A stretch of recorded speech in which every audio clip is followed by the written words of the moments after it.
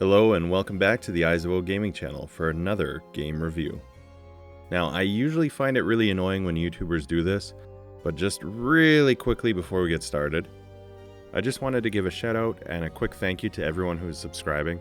The channel has recently made it to 2,500 subscribers, which arguably might seem like a pretty low number and kind of strange to be happy about. But for an extremely tiny channel like mine, this is really good news, and I really appreciate everyone who is watching and subscribing. And with that, thank you so much, and let's get into the video. So anyway, what are we actually looking at? Well, today I've got We Happy Few. This one released in 2018, published by Gearbox Publishing and developed by Compulsion Games. Gearbox has been around, being involved with games like Borderlands, the expansions for Half-Life, and a bunch of others. I hadn't heard of Compulsion previously, and the only credit I saw was a game called Contrast, which I hadn't heard of until this review. But with all that said, we're interested in We Happy Few, and we're going to find out if this is worth it for the first time player to pick up today. Let's get into it. So first let's set up the plot.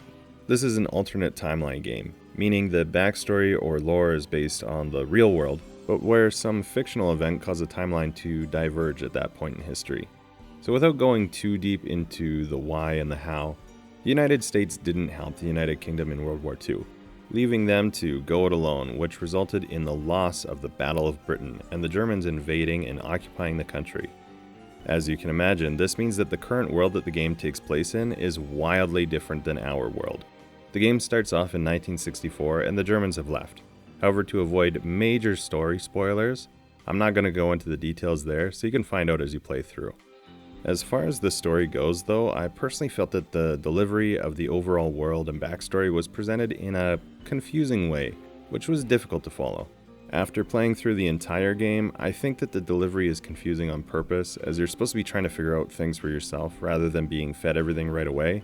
And honestly, I have some mixed feelings about this. I understand why it's done, but I also think it can lead to the player not being quite as interested in what's happening. Mystery can definitely be used to help keep you hooked, but there needs to be a balance between information given and information to be discovered, and this ratio will likely be different for different players. Just something to keep in mind as you go into it. The first game that came to mind for me when I was playing was BioShock. Being a first-person game set in a dark alternate timeline in the 1960s, there's certainly going to be some comparisons between the two. Like I said, both have a dark story and they both have some disturbing elements, but I feel that BioShock does take itself a little bit more seriously, whereas We Happy Few has a dark comedic undertone to everything. Aside from this, you're going to have some things that feel almost the same, but at the same time are totally different. Both are taking place in dystopian alternate timelines, but where Andrew Ryan in BioShock was trying to create a capitalist, independent Ayn Rand style world, Uncle Jack is preaching conformity and obedience to the status quo. There's a bunch of different comparisons and contrasts they can make, such as We Happy Few being an open world and BioShock being more of a linear experience with zones to explore, but really the two feel like they came from the same place. Aside from that, I'm not too sure what else to suggest. Maybe Prey, as it's a dark game with exploration in a first-person setting, but it's definitely more removed from the core experience than comparison with BioShock. So I'm just going to leave it at that, and let's move on to mechanics. So like I mentioned, it's a first-person open-world game. There's going to be an element of exploration of the map to find resources, quests, fast travel locations, and hidden collectibles. The game is also considered a survival game, so along those lines, as you can imagine, there's the need to eat and drink. Most of the food that you consume is likely going to be stolen from houses while exploring, and thirst adds an extra element which ties into one of the biggest mechanics, joy. Joy is essentially the pills that you can take which completely transform the game experience visually and also makes changes to the player movement and dialogue. This ties into thirst, as many water sources are going to be laced with joy, and so you can end up involuntarily taking it if you're in dire need of a drink. Joy has a bunch of different mechanics built around it, such as joy detectors, doctors who can sniff it out, and even zones that are locked out to you unless you're on it. Unfortunately, if you do opt to take the joy, there can be withdrawal as you come off it. Aside from joy, there's also a simple clothing mechanic. So if you're in certain areas, you need to wear fancy clothes, whereas other areas you'll need to wear a more ragged outfit, as the residents of different areas will not accept you if you're dressed incorrectly for that area. This is not nearly as complex as it could have been. Really, it just means going into your menu and switching clothes. Tying into blending in with your outfit choice, there's also the ability to blend while out and about by sitting on benches. Crafting also plays a part in the game. You've got survival options like bandages, first aid kits, and that kind of thing. Outfits like I mentioned, tools like lockpicks or jimmy bars for getting into windows, and a bunch of different weapons and chemicals that can be used for a variety of different things. Fast travel is also present in the game, and it's done by first finding hatches, which will act as an underground safe location for the player, complete with a workbench, chemistry set, bed, as well as a universal storage spot that connects between the different locations. The hatches are connected by a metro system which the player uses to fast travel between them. You don't actually have to physically walk in the metro, it's just the game concept of how the travel is done. The last thing I want to talk about is the skill tree, which is broken into combat, survival, stealth, and super duper. The first three are pretty self-explanatory, and the super duper tree is essentially just your unique or special skills depending on which character you're playing as. Without going into story spoilers, the character you play as is not so much a choice, as it's basically just how the game breaks up different acts. Graphics are fairly unique in this one. They're designed around a retro futurism aesthetic. Basically, it's an alternate version of 1960s England, so expect some pastel color schemes and style of the time, mixed in with fantastical technology. Everything in the game is designed around contrasting themes, as there's bright and cheerful facades of Wellington Wells clashing with the dark and dystopian undertones. Characters have exaggerated features to emphasize personality and behavior. The graphics aren't done to be realistic, but instead take an artistic approach. Depending on your taste, you might find the overall style to have a certain charm, or find them dated. It's really about personal preference. There aren't that many super unique looking environments, but the style does contrast well between them, which results in some good variety as you play through.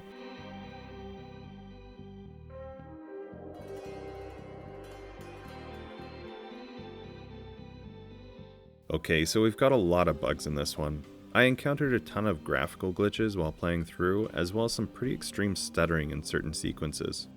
I ran into a save glitch which basically made saving impossible and had to exit, losing a chunk of progress along the way. On a scale of flawless to unplayable buggy mess, I would put this in a moderately buggy range. It's not so broken that you can't play through, but there is certainly more bugs and glitches than a typical gaming experience.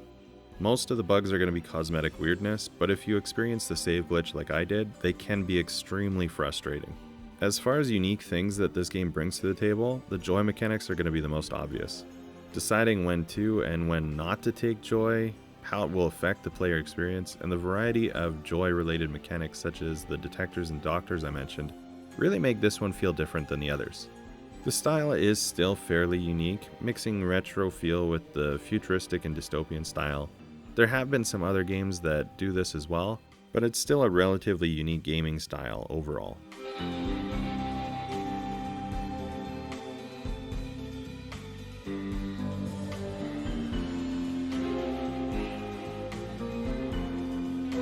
The sound in terms of music and ambiance is done in a way to emphasize the upbeat and positive surface with a 60s style to it, but mixes in the dark and uneasy undertone present through the game.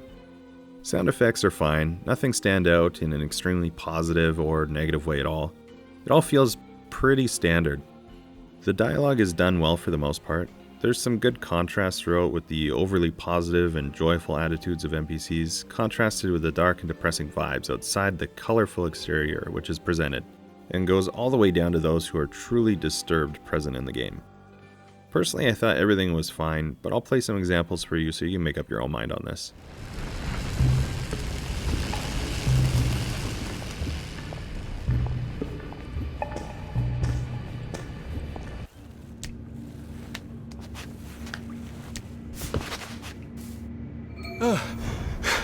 Christ, how far did those bastards chase me? There were bridges, weren't there? And tunnels. I'm pretty sure I'm not in the parade anymore. The Beverly King comprises 4 widows and everyone's a widow, everyone will be there. So don't miss it, or you're a rotten egg. But seriously, unless you have an awfully good reason, such as 2 broken legs, do be a sport at 3 o'clock, won't you?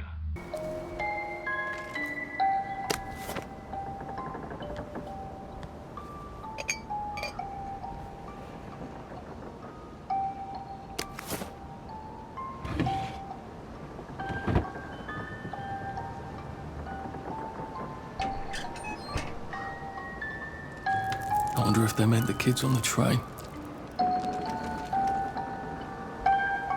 A crib.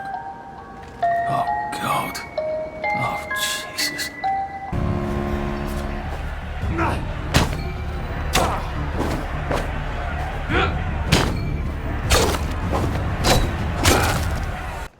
Are you a tourist? You dress like one. Shit. Slumming it, are we? Must be nice to have a closet.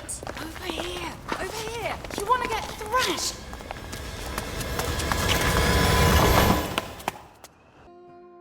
So now we get to the more subjective bit of the review. I've tried to stay mostly objective up until now, just so that you can see what the game is all about and if it's worth checking out for yourself. But now I'll give a more personal viewpoint on it. Just remember that my own opinion doesn't really matter when considering if you'll like it, as everyone is going to have a different taste in games. Also, for anyone new to the channel, I just want to give you a heads up that I don't give it a number out of 10 or 5 stars or anything like that, as I think these kind of rating schemes are a waste of time and serve no purpose, as you can't really quantify things like this. Did I enjoy We Happy Few, and do I recommend picking it up? Good luck on your arduous slog. Well, this is another tough one. There were definitely moments that I enjoyed the game, but overall I felt like it was a bit of a slog to get through. The story was really up and down in terms of how compelling I found it, and I had wildly different feelings on how interesting I found the game depending on which part of the game I was in. It's broken into 3 character stories, with the first, which is also the longest, being Arthur. I found the introduction to his story really interesting, but then through the main bulk of it I just completely lost interest. It really just felt like it was dragging on and on. Then I got back into it around the last part of the story. You also play as a couple of other characters in the main game, which, again, I don't want to go into too much detail just to avoid the spoilers. I will say, though, that I enjoyed the other character stories a lot more than Arthur's. This could possibly be because they're a lot shorter, and I didn't feel like they overstayed their welcome. One really neat aspect because of this is that you're going to play through some of the same parts of the story as the other characters. And it was really neat to see that depending on who you're playing as at the time, the entire context will feel different and the story will take on an entirely different narrative. Aside from the main game, there are a few DLC expansions, which I feel the stories and characters were a lot more interesting and I took substantially fewer breaks. Instead, I was much more interested in playing through the entire story and I enjoyed the gameplay much more. I have to say though that one thing that kept taking me out of the game was the number of bugs and how unpolished the entire thing feels. It freezes up, NPCs float away, and a whole bunch of other issues persist throughout. There was nothing there that actually broke the game so that I couldn't finish it, but it really did take me out of the moment when these things would consistently happen. Many of the controls and actions feel pretty stiff, and again, it just feels like there was a real lack of polish to it. It could just be nitpicky, but honestly, it just didn't feel like a game of this era. Aside from that, the story did feel a little bit too ambiguous, and I understand that this is what they were going for, and you're supposed to be a little bit lost and discovering as you go. But in terms of my experience, it just made me feel like I wasn't that interested to keep pushing through it all. I felt very little connection to the character, and actually I found it difficult to connect with Arthur at all, which made it a challenge to even want to see his story through to the end. All in all, it's a big game set in an interesting world that feels like it had a lot of potential, but fell just a little short. All that said, it's not a bad game, and I'm sure that the right gamer for it can get a lot out of this. If you like dystopian stories and quirky humor, this could be a great open world adventure for you. So I hope you enjoyed this look at We Happy Few. Have you already played this one? Let me know down in the comments what you thought and if you agree or disagree with my own opinion. If the video was helpful or entertaining, please give me a like here, as it really helps me out, and consider subscribing to the channel. I post a bunch of different gaming content, not just reviews, but also walkthroughs and other videos, and would love to have you join the community and help direct the future of the channel. Otherwise, thank you so much for taking the time to watch today, and until next time, Take care.